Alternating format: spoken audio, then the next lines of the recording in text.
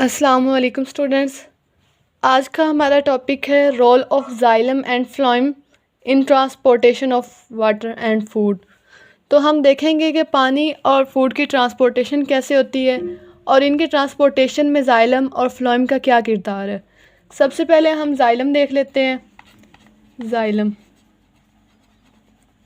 जैसा कि हम जानते हैं कि जो पौधे की रूट्स होती हैं वो ज़मीन से पानी और नमकियात वगैरह अब्ज़ॉर्ब करती हैं। वो अब्ज़ॉर्ब करके पौधे के बाकी हिस्सों में भेजती हैं। तो वो किसके ज़रिए जाता है? वो जाइलम टिश्यू ही हैं जो एक पाइपलाइंस बना लेते हैं। जिस तरह पाइप होते हैं इस तरह के एक पाइपलाइंस बना लेते हैं पूरे पौधे में। उन पाइपलाइंस के ज़रिए वो वाटर एंड मिनरल्स जो हैं वो पौधे के बाकी हिस्सों तक पहुँचते हैं। इस डायग्राम के ज़रिए समझ लेते हैं कि ये हमारे पास रूट्स में से अब्ज़ॉर्ब किया था वाटर। तो वो वाटर जो है वो जाइलम टिश्यू, ये हमारे पास जाइलम टिश्यू है। इसने क्या किया हुआ कि ये पाइपलाइंस बनाई हुई हैं। तो इन पाइपलाइंस के ज़रिए ये वाटर एंड मिनरल्स क्या होंगे कि वो लीफ तक भी पहुंचेंगे और पौधे के बाकी हिस्सों तक भी पहुंचेंगे। यानी कि हम लिख लेते हैं कि transportation of water and minerals from root to other parts of plant।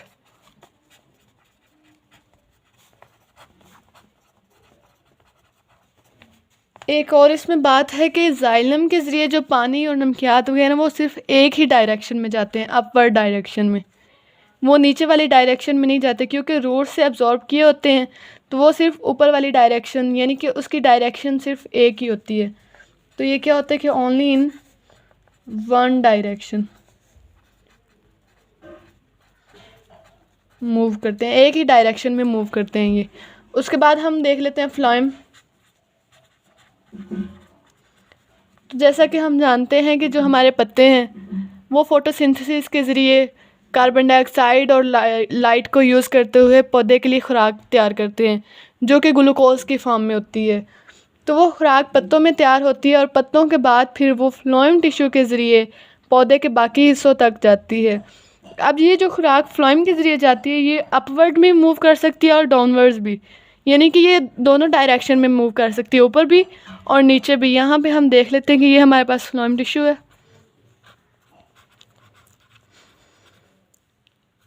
और ये खुराक तैयार हुई थी पत्ते में।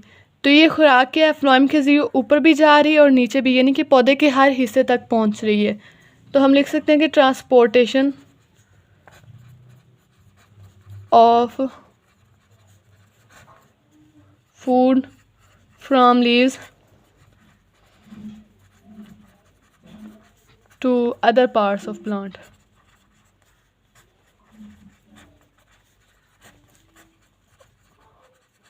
और इसकी डायरेक्शन क्या है, in to move in both upward and downward direction, यानी कि ऊपर भी मूव कर सकती है और नीचे वाली डायरेक्शन में भी मूव कर सकती है। उसके बाद हमारा अगला टॉपिक है कंडक्शन ऑफ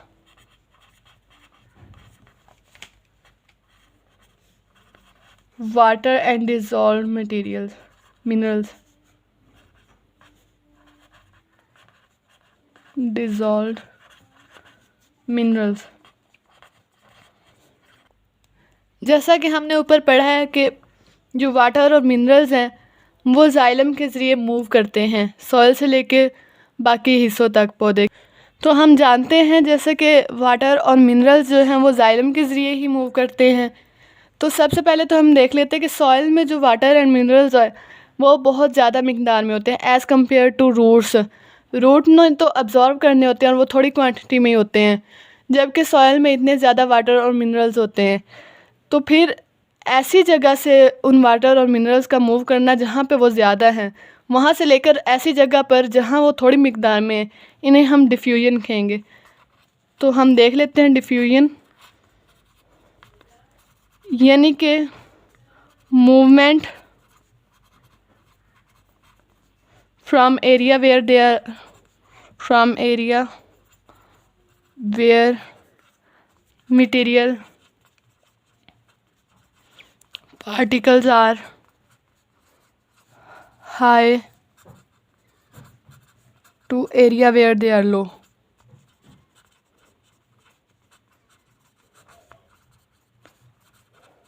यानी कि एक ऐसे एरिया से मूव करना जहाँ उनकी मिकदार ज़्यादा है, वहाँ से एक ऐसे एरिया पर जाना जहाँ उनकी मिकदार कम है, डिफ्यूजन कहलाती है। और ये जो पानी और नमकियात रूट्स में एब्जॉर्ब होते हैं वे ये डिफ्यूजन के ज़रिए ही होते हैं, क्योंकि सॉइल में पानी और नमकियात बहुत ज़्यादा होते हैं तो वहाँ से डिफ्यूज़ हो जाते हैं रूट्स के अंदर। अगर यही डिफ्यूजन सेल मेम्ब्रेन के ज़रिए हो तो उसे हम कहेंगे ओस्मोसिस। जैसे कि हम जानते हैं कि सेल के गिर्द एक मेम्ब्रेन होती है जिसे हम सेल मेम्ब्रेन कहते हैं, तो रूट्स की सेल मेम्ब्रेन के ज़रिए यही ओस्मोसिस यही डिफ्यूजन हो तो उसे हम ओस्मोसिस कहेंगे। ओस्मोसिस की डेफिनेशन देख लेते हैं। Diffusion through membrane, for example cell membrane कर लेते हैं, तो इसे हम कहेंगे ओस्मोसिस। तो जाइलम टिश्यू जो होते हैं वो मिलके एक जाइलम वेसल बना लेते हैं, जैसा कि हमने पढ़ा कि ये पाइपलाइंस बना लेते हैं पाइप की तरह। तो इनमें फिर वाटर जो है, वाटर एंड मिनरल्स, वो एक ही डायरेक्शन यानी कि ऊपर वाली डायरेक्शन में ही मूव करते रहते हैं। और इस तरह जो पानी और नमकियात वगैरह हैं वो मिट्टी से जड़ों में आती हैं और जड़ों से फिर आगे जाइलम के ज़रिए पौधे के बाकी हिस्सों तक पहुंचती है। नेक्स्ट हमारा टॉपिक है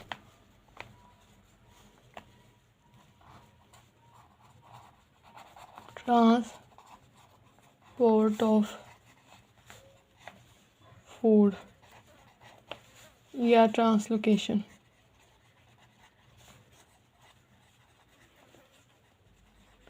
इसका दूसरा नाम है ट्रांसलोकेशन। तो जैसा कि हम जानते हैं कि हमारे जो पत्ते हैं वो खुराक तैयार करते हैं फोटोसिंथेसिस के ज़रिए। तो खुराक किस फॉर्म में होती है? तैयार ग्लूकोज की फॉर्म में, फूड इन फॉर्म ऑफ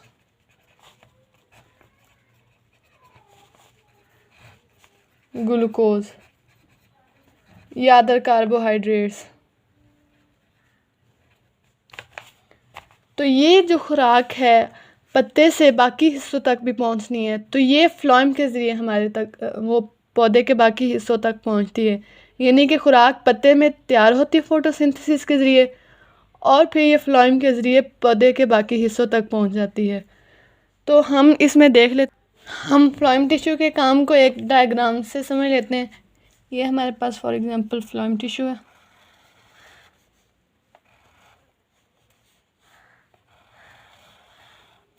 ये उसके अंदर सीव ट्यूब एनिमल्स है।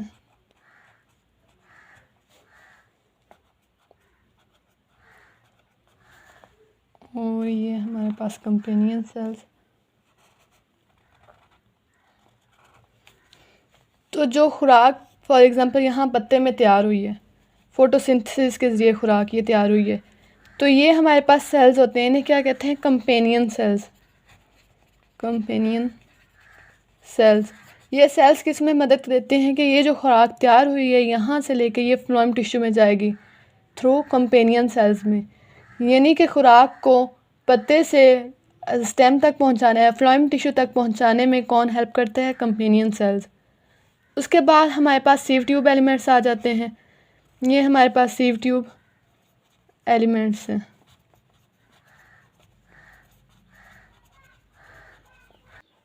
बेसिकली जो हमारे पास जाइलम टिश्यू होता है ये डेड सेल्स का बना हुआ होता है, is composed of dead cells. जबकि जो फ्लोएम टिश्यू होता है ये हमारे पास लिविंग सेल्स का बना होता है।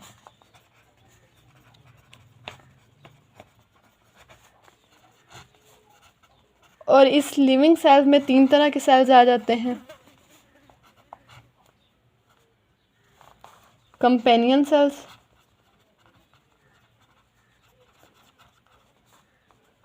फिर सीव ट्यूब एलिमेंट्स,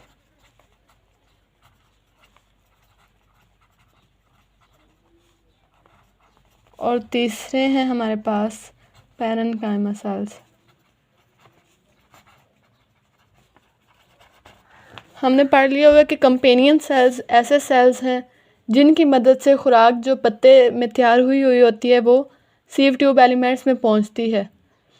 उसके बाद हम पैरेन्काइमा सेल्स में पढ़ लेंगे। पैरेन्काइमा सेल्स, ये सेल्स जो पौधे के ग्राउंड टिश्यू हैं उनका ज़्यादा हिस्सा बनाती है। अब ग्राउंड टिश्यू कौन से हैं? ऐसे टिश्यू जो ना तो डर्मल टिश्यू हों और ना ही वेस्कुलर बंडल्स के टिश्यू हों, यानी कि they form major part of plant other than they form major part of ground tissue। और ग्राउंड टिश्यू कौन से थे? टिश्यूज अदर देन डर्मल और वेस्कुलर, यानी कि ना तो वो वेस्कुलर टिश्यूज़ हों, वेस्कुलर में जाइलम और फ्लोएम आ जाता है और डर्मल में ऊपर लोअर एपिडर्मिस और अपर एपिडर्मिस आ जाता है। उसके बाद लास्ट टॉपिक हमारे पास स्टोमेटा है। स्टोमेटा जो पत्ते की लोअर एपिडर्मिस होती है वहाँ पे लार्ज नंबर ऑफ ओपनिंग्स होती हैं, उन्हें हम स्टोमेटा कहते हैं। Openings on lower side of leaf, इन्हें हम क्या कहेंगे? स्टोमेटा। जैसा कि हम जानते हैं कि जो पौधा है वो कार्बन डाइऑक्साइड को अब्जॉर्ब कर रहा होता है और ऑक्सीजन को रिलीज़ कर रहा होता है, तो ये कार्बन डाइऑक्साइड की अब्जॉर्प्शन और ऑक्सीजन का रिलीज़ होना ये सारा स्टोमेटा के ज़रिए होता है। तो ये क्या करते हैं कि help in exchange of carbon dioxide and oxygen. उसके अलावा पौधे में जो क्लोरोप्लास्ट होता है, उसके अलावा कार्बन डाइऑक्साइड और वाटर, ये तीनों मिलकर जो हैं फोटोसिंथेसिस में हेल्प आउट करते हैं, क्योंकि सनलाइट, कार्बन डाइऑक्साइड और वाटर को यूज़ करते ही जो पौधे के पत्ते हैं वो खुराक तैयार करते हैं फोटोसिंथेसिस के ज़रिए। तो सबसे पहले हम देख लेते हैं, दोबारा रिवाइज कर लेते हैं कि हमने आज के लेक्चर में क्या पढ़ा। सबसे पहले हमने जाइलम और फ्लोएम के बारे में पढ़ा कि जाइलम जो है वो वाटर एंड मिनरल्स की ट्रांसपोर्टेशन करवाता है पौधे की जड़ों से लेकर पौधे के बाकी हिस्सों तक। उसके बाद हमने पढ़ा कि फ्लोएम जो है वो फूड की ट्रांसपोर्टेशन करवाता है पौधे के पत्ते से लेकर पौधे के बाकी हिस्सों तक। और जाइलम जो है वो एक ही डायरेक्शन में वाटर की मूवमेंट करवाता है, जबकि फ्लोएम जो है वो both in upward and downward, यानी कि दोनों डायरेक्शंस में करवाता है, क्योंकि इसने खुराक को ऊपर वाले हिस्से तक भी पहुंचाना होता है और जड़ों तक भी पहुंचाना होता है। उसके बाद हमारा दूसरा टॉपिक था conduction of water and dissolved minerals. तो ये किसके ज़रिए होते हैं? डिफ्यूजन के ज़रिए। डिफ्यूजन एक ऐसा अमल है जिसमें मटेरियल पार्टिकल्स जो हैं वो एक ऐसे एरिया से मूव करते हैं जहाँ पे वो ज़्यादा क्वांटिटी में हो, वहाँ से लेकर ऐसे एरिया तक जाते हैं जहाँ वो थोड़ी मिकदार में हो। और अगर यही डिफ्यूजन सेल मेम्ब्रेन के ज़रिए हो रही हो तो उसे हम कहेंगे ऑस्मोसिस। उसके बाद हमने पढ़ा कि ट्रांसपोर्टेशन ऑफ फूड क्या होती है, वो फ्लोएम के ज़रिए होती है। पत्ते में खुराक तैयार होती है ग्लूकोज की फॉर्म में, तो वो खुराक जो है वो फ्लोएम के ज़रिए पौधे के बाकी हिस्सों तक पहुंचती है। जाइलम टिश्यू जो हमने पढ़ा कि वो डेड सेल्स के बना हुआ होता है और फ्लोएम टिश्यू जो है वो लिविंग सेल्स का बना हुआ होता है। लिविंग सेल्स में फर्दर 3 तरह के सेल्स आ जाते हैं, companion cells, sieve tube elements और पैरेन्काइमा सेल्स। कंपेनियन सेल्स ऐसे सेल्स हैं जो पत्ते की तैयारशुदा खुराक को ये सीव ट्यूब एलिमेंट्स तक पहुंचने में मदद देते हैं। उसके बाद पैरेन्काइमा सेल्स ये major part of ground tissue बनाते हैं, यानी कि ग्राउंड टिश्यू क्या है कि ये ऐसा टिश्यू है जो डर्मल या वेस्कुलर टिश्यू नहीं है। उसके अलावा बाकी सारे टिश्यू जो हैं वो पैरेन्काइमा टिश्यू कहलाते हैं। और इसका एक और फंक्शन था हमारे पास, वो मैं बताना भूल गई, सॉरी। स्टोर फूड, यानी कि ये पत्ते की तैयारशुदा खुराक को स्टोर करते हैं। लास्ट टॉपिक था हमारे पास स्टोमेटा। स्टोमेटा क्या है कि पत्ते की नीचे वाली साइड में, नीचे वाली लोअर एपिडर्मिस पे छोटी छोटी ओपनिंग्स होती हैं और इन ओपनिंग्स के गिर्द गार्ड सेल्स होते हैं। फिर जब स्टोमेटा ओपन होता है तो गार्ड सेल्स इस तरह ओपन हो जाते हैं। पेयर ऑफ गार्ड सेल्स होता है, ये दोनों हमारे पास गार्ड सेल्स हैं।